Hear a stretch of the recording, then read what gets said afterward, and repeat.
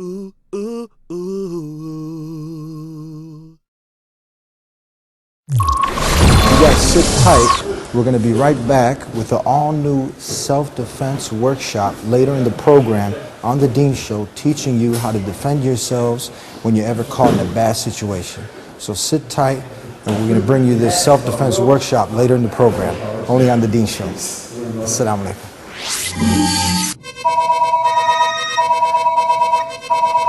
Hello, Assalamu alaikum. Wa alaikum assalam, Sheikh. Is this Yusuf Estes? Yes, it is. Is this Eddie from the Deen Show? This is Eddie from the Deen Show. I need you in the studio. You think you can make it, Sheikh? Well, you betcha. When do you want to do it? Right now. Rightio, let's go. Okay. Assalamu alaikum. Wa alaikum assalam. Ooh, ooh, ooh. Bismillah, alhamdulillah, assalamu alaikum, peace be unto you. Welcome to the Deen Show, which is a way of life we try to put out there for everyone to see, helping you understand Islam and Muslims. And I just made a call to the Sheikh, Yusuf Estes. So sit tight. We're going to be right back in the studio to cover a very important topic. We'll be right back on the Deen Show. We'll be right back. سلام سلام سلام سلام سلام سلام Peaceful, peaceful, peaceful, peace. Peaceful, peaceful, peaceful. Assalamu alaikum, peace be unto you. Assalamu alaikum wa rahmatullah. Thank you for taking my call. Eddie, it's always a pleasure to be here, and if I can do anything at all to help the Deen Show, I'm ready. All right, well, yes, you can. We got a very important topic. Okay. People are hearing this word Allah. Some are distorting the meaning. The word? The word? Allah. Allah. We Okay. want to know, does Allah mean God? Well, for a lot of Muslims it is. That's what Muslims will tell you, Allah is God. But actually, if you have any study of the etymology of the word, you're going to find out that, in our opinion, that it's not exactly right. No, it doesn't. Okay. Why? Why? And this should be the logical question. Why? Because so many Muslims say it is. Now, a lot of non-Muslims would say, no, we never thought it was to start with. This is a totally foreign God. We're not talking about the concept of God here. What we're just talking about the word itself, only the etymology of the word. You see, one of the things we'll do is, when we break this down, is to look for the root in the Semitic language, because Allah is an Arabic word, and it's one of the early Semite tribes. So this is where this is coming from. And you can compare it to the Hebrew, the word El for Elohim. Are you familiar with this? Yes. In the Old Testament, the Hebrew, this appears to be the same word in Arabic as Allahumma, Elohim, Allahumma, and that's calling upon Allah. The other word that you find in the New Testament is Eloi. They usually spell it E-L-O-I, but it's irrelevant because it's coming from Aramaic at that stage. And another similar meaning is Allahi. And Allahi and Allah. Allah and Allah are very similar. In fact, some people wouldn't be able to tell the difference. But if you know about the Mel Gibson movie called The Passion of the Christ, they did it in the Aramaic language. They went to the one place on earth where people still speak Aramaic, which is in Syria, and they got their language and then they put it in this film. And you can actually hear in parts of the film that the character that's portraying Jesus, he's speaking the Aramaic language, and he is saying Allah, Allah, like this, Allah. And there are many phrases in there that Muslim Arabs went to see the program, and they came back, they said, we're shocked. We could understand a lot of things that this character was saying. It was really an amazing show. So now, explain to us further, because now you said Allah doesn't mean God. Well, the reason is because in the English language, you don't have the word for Allah, but you have a word for God. And again, that sounds confusing. In Arabic, there is a word, Ilah. Ilah exactly means a God. Ilah. Ilah. Well, when you consider what does God mean, God means something worshipped. Anything can be a God. A rock, a stick, a stone, a bone, anything that you can see or even not see. Something that you can formulate in your mind as being a deity, a worship, a human being. Yeah. People can set that up to be their deity that they worship. Got it? You got it. That becomes their God. So if you said, well, I'm talking about the one and only God, how do you make a differentiation in the English language? You can't. So what you do, you use a big G Well, that's all well and good if you're looking at it on a piece of paper, but if I'm speaking to you, I'm talking about a God of the Hindus. He has many gods. I say the Hindu God so-and-so. Well, how do I differentiate that when I'm speaking from the God of Abraham and Moses and Jesus and Muhammad, peace be upon all of them? Well, I can't do it in English unless I would maybe, I'm talking about the big G, jump up and say, what? Or something like this. So I can't. The other thing is that when you see it written, it's always got a big G. You say, well, that's a differentiation, at least in writing. But what if you start the sentence with the word God? Even if you meant the lowercase God at that stage, you're stuck. You have to use a big G because that's the way English is. Incidentally, a lot of people don't know this, but in Semitic languages such as Hebrew, Aramaic, and Arabic, all of them, they don't have capital letters. They don't have upper, lowercase. They just have their letters. That's it. Another thing is that in Arabic, this word, like the English word, can be made plural. Ilah, aliha.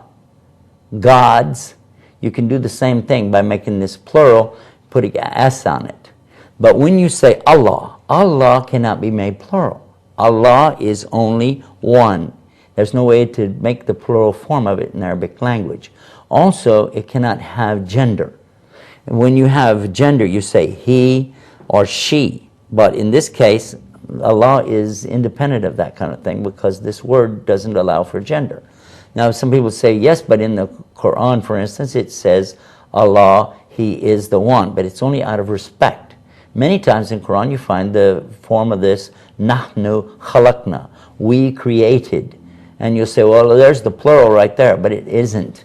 There is no plural because this is the royal we out of respect and dignity for Almighty Allah. So it's actually the best word to describe the God of the Jews, the Christians, and the Muslims, because this is the God of Adam, Abraham, Moses, David, Suleiman, Jesus, and Muhammad. Peace and blessings be upon all of them. So we said God now can be the money God, the materialistic God, the God that people make an idol to. But when you say Allah, that is the one true God, the God of Abraham. Well, for monotheists it is, yeah. For monotheists. Okay. And the word God, when did this actually come into existence? This word. Did the Jesus, word God? Jesus never spoke English, so he never said God. Well, the word God is actually from an older word from the Celtic languages, from the like Germanic or so on. It comes from Rud, like this. Is sort of a in the back of the throat sound. And this came about in about 1066 A.D., less than 1,000 years ago, at the time when the Normans invaded the Saxons. At that time, when they came in and took over, they changed the language to what we call Anglish. They were Anglican and English. That's where they came from. The proof now, I want to talk about the proof that Allah is the God of Adam and Abraham. Okay, that's not the question you asked me, but this is something is key here. We say Allah is not God because you don't have a proper word for God of Abraham and Adam. But if you simply go to the Old Testament in the Arabic language, because there are Arabs who are Jews, and there are Arabs who are Christians. So just go to Lebanon or to, that's one of the best countries you can go to, or Egypt, where they are actually publishing the Bible in Arabic language. And look on page 1 in Genesis, and when they make a differentiation between an Ilah, which is spelled Alif, Lam, Ha, okay, then you can tell this is where it says God in little g. But when they say God with a big G and they translate it into the Arabic, you can see it real clear. It's Alif, Lam, Lam, Ha, which is Allah. The same exact word which is used in Quran for the one Almighty God. Now, a lot of people don't have access to the Lebanese Bible, but I'll tell you what you do have access to. Any hotel, any motel on this planet probably has a Bible packed away in the drawer right by the bed. So you open it up, take it out, turn about 5-6 pages there and look, and you'll see samples of the translation of the Gideon Bible to these languages. The first one will be the Afrikaans language, and the second one will be the Arabiya. And when you look at the Arabic language, you'll see it says, "For God so loved the world." You know the frame is from John 3:16. And there it is. And in Arabic, it says, "For Allah so loved the world." course, I'm still leaving it in English, but Allah is there, and it's Alif Lam Lam Ha. So this is clear proof. This is not even a subject of discussion for an intellectual person who knows Bible or who knows Scripture or who knows anything about languages. The only people who say things like this are very ignorant people. So when Jesus, peace be upon him, would cry out to God, when he would call and pray to God, would he say Allah? Well, he probably said Allah. Allah. It's a different pronunciation Allah. because it wouldn't have the doubling or the shedda on the lam. So it's kind of like a different dialect, but the same word. It's the same word. Allah, Allah. I won't even say it's that far apart or that close together because I'm not sure. I have never really spoken to anybody in the Aramaic language. Yeah. So I'm not. But when you listen, just for someone that's listening now. Oh, I would be. I'd catch it. It's far away from Jehovah. Was God ever called Jehovah? Do we have evidence that God ever called? Yeah, that's impossible. It's impossible. And the reason I say it's impossible is because we're mispronouncing it from the get-go. My name is what? Yusuf. Right? My name is Yusuf. But when they translate it to English, they go Joseph, which becomes Joseph. Yes. But actually, it's an old Hebrew name. This is not Arabic. Yeah. Yusuf is not Arabic. Yusuf is actually the prophet Yusuf, who was the son of Yaqub or Jacob. We put a J sound for the Y's. That's English. His name was not Jacob. It was Yaqub. His son's name was not Joseph. It was Yusuf. So, and the one we call Job in the Bible, his name was Ayub. So you have to understand that there's no way they could have said these words because they didn't even exist. Why would anybody purposely mispronounce their own name anyway? Someone who's a Jehovah's Witness might disagree with you, so no, that was God's name. No, I don't think so. Not if they've studied anything. They know that the pronunciation in Hebrew was Yahweh. Yehovah. Yahweh. Yahweh. Now, was God called Yahweh ever? It's possible. Uh-huh. It's possible. It's very likely, actually, because Yahweh, what they're doing here, whoever did this left out the vowel markers. Yeah.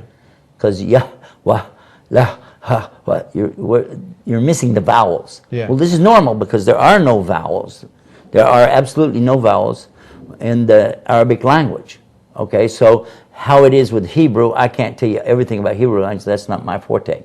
But I will tell you that if somebody took Hebrew and left out the vowels for the name, maybe they added vowels in their language much later after that. This I don't know.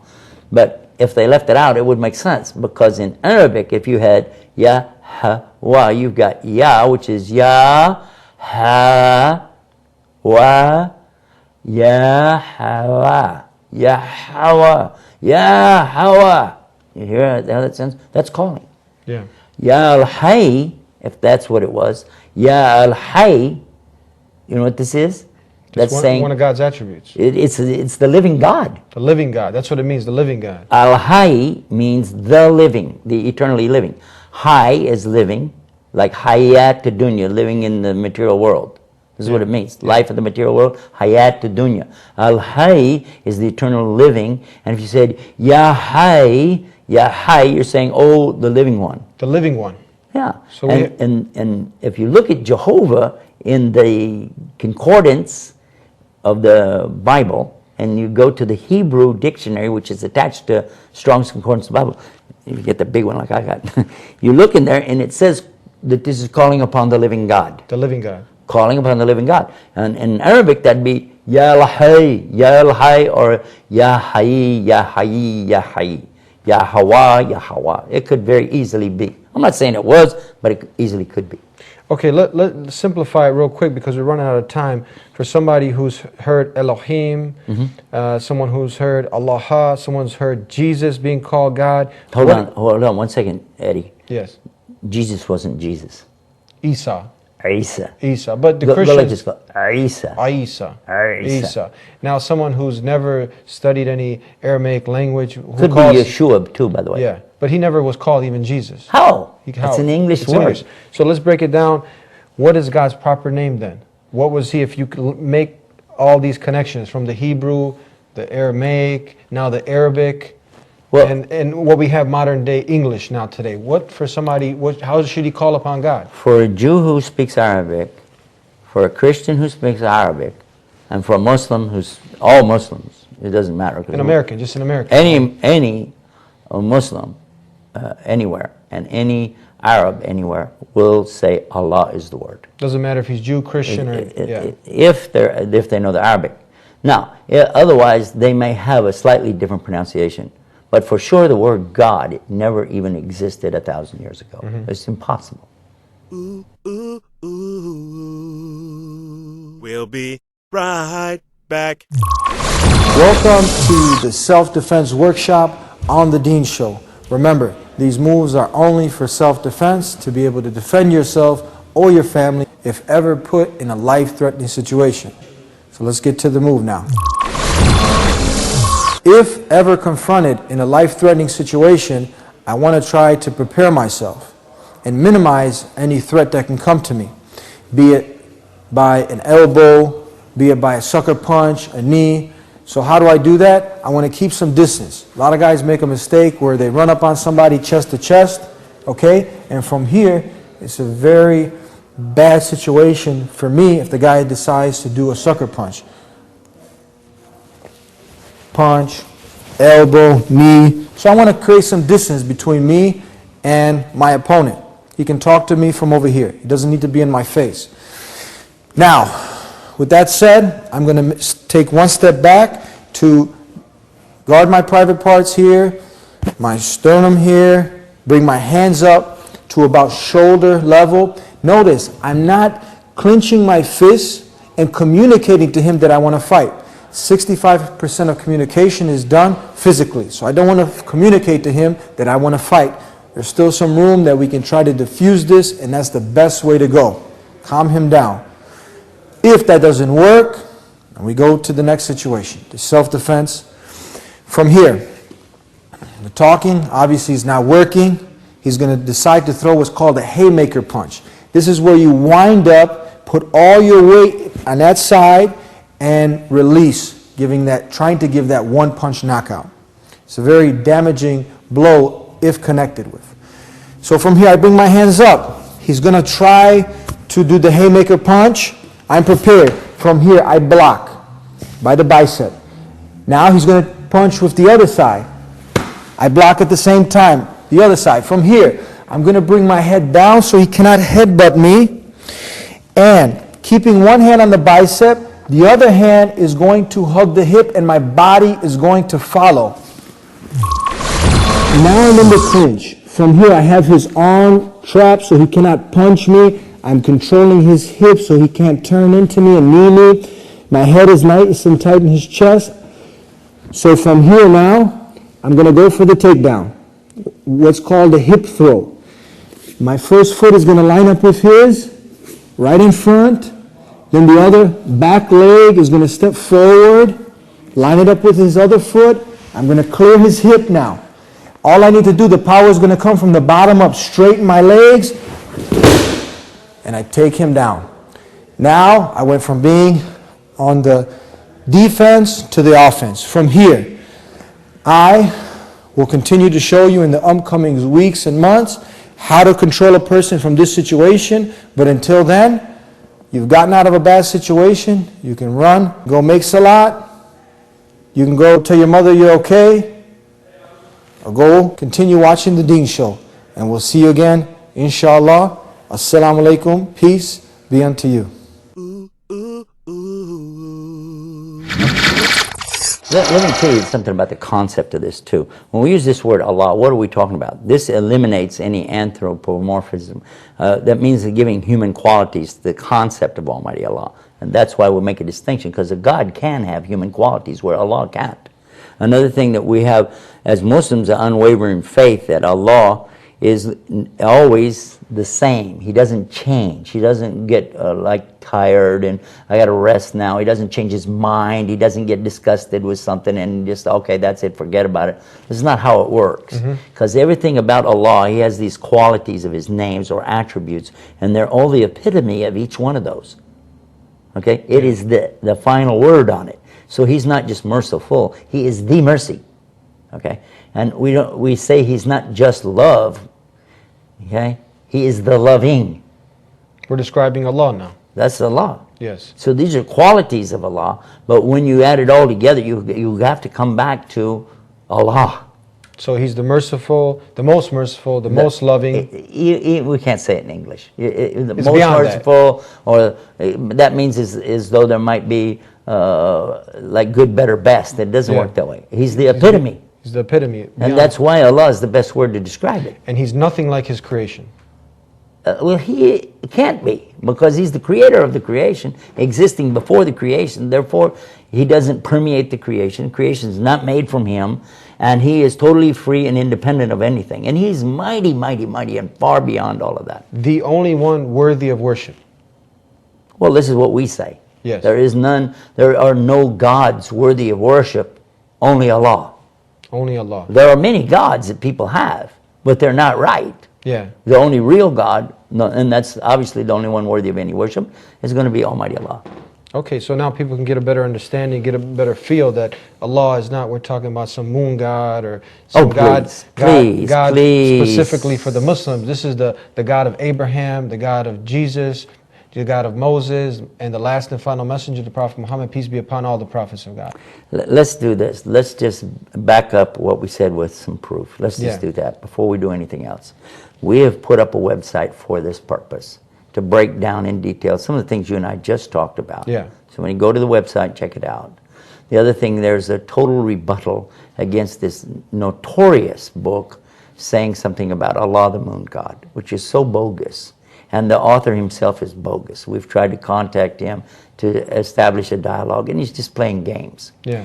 So if you hear about a book or hear somebody talking about a moon god and Allah together, you can go to this website, you can check out what we say, and then prove for yourself. The website is called God Allah. God Allah. Yeah, GODALLAH.com. Yeah, God Allah, and it's a .com. Yeah, and a dot And you com. just go there and check it out. We've got a number of programs on there. Actually, you can listen to some audios, watch some videos there, and we can send you a free Quran. You can go there and pick that up too. But go check it out. It's called godallah.com.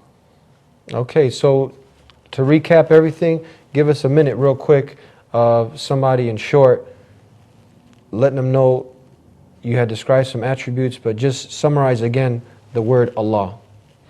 The best way to understand this when we talk about Allah is to understand that we're talking about the creator, the sustainer of the universe, who existed before creation, and he has all in total control over everything all the time. He's the only sustainer, and he is the only one to turn to for your salvation.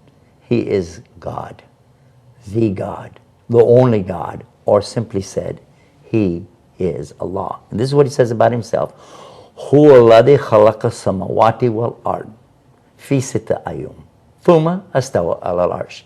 He is God. He is Allah, the one who created the heavens and earth in 6 days, then rose above his throne. And didn't rest or sleep. No, it doesn't say that. Yes. He just did it, He just did it, and he's running the universe as we speak. Oh, yeah. Thank you for being with us again on the It's a Deen pleasure. Show. Call me anytime. And thank you for tuning into the Deen Show. Stay tuned every week where we have a special guest like Yusuf Estes on, and we bring you a new topic. We'll see you. Assalamu alaikum. Peace be unto you.